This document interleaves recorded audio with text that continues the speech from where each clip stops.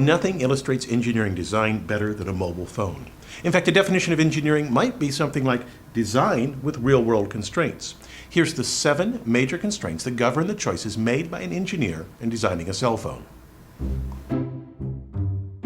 The essential trade-off in any cell phone is compactness versus usability. We want a small phone, but also one that fits our bodies. Here's 3 solutions. A hinge, the classic flip phone. Put a hinge in and change the size, and it allows you to have larger keys. You can also see the same idea in slider keyboards. Second, you could do what they do on this phone, a BlackBerry, and maximize available space by using very tiny keys. And you can use software. This is my Android, the phone I use every day, and I've added to it a clever little keyboard designed for small devices. I can spell my name just by doing this. Very clever, isn't it? Next, emotions affect the design of a cell phone. You don't see these too much today, but the flip of this now nearly vintage phone resonates deeply in the psyche of someone my age. I grew up watching Captain Kirk grab his communicator and bark a command, "Beam me up, Scotty." I'm sure phones today resonate in some way with video games or popular movies.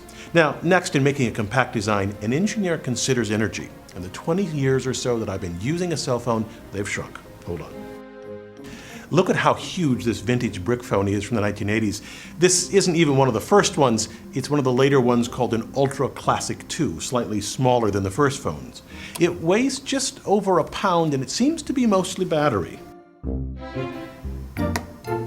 It uses a nickel-cadmium one, compared to this lithium-ion battery from a more modern phone. Now, batteries shrunk because they got better. We have greater energy density now, but likely more important is the move from analog to digital signaling and a movement of much energy-draining computation from the phones themselves to the towers. The next constraint also helped reduce battery size. Old cell phones had brick-sized batteries, partly because it took a lot of power to reach a cell phone tower. But today we have such a density of towers that we don't need as much energy to reach one. The increase in towers has made this a nearly endangered species. For this razor, this is the closest indication of an antenna. It's a rubber cover for the external antenna connector used during testing of the phone at the factory. The actual antenna is inside, underneath one of the plastic parts of the case of the phone. Now, this doesn't work as well as a huge external one, but that's the trade-off between compactness and usability I mentioned earlier. Now, another reason for a phone's compactness is plastics. If we didn't have plastics, this phone would be much larger and more expensive. Just take this latch.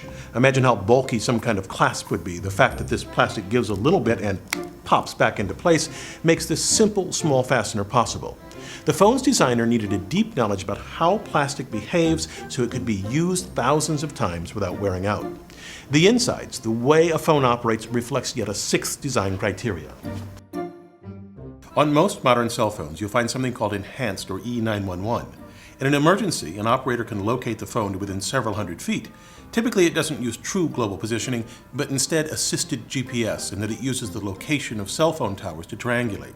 Now, this is fraught, of course, with all types of privacy issues. Lastly, we need this phone to quickly change the volume because as a culture, we've decided that there are times when our cell phone shouldn't ring. And so we can adjust the ringtone volume easily. I'm Bill Hammack, the Engineer Guy. Hi. How did you get this number?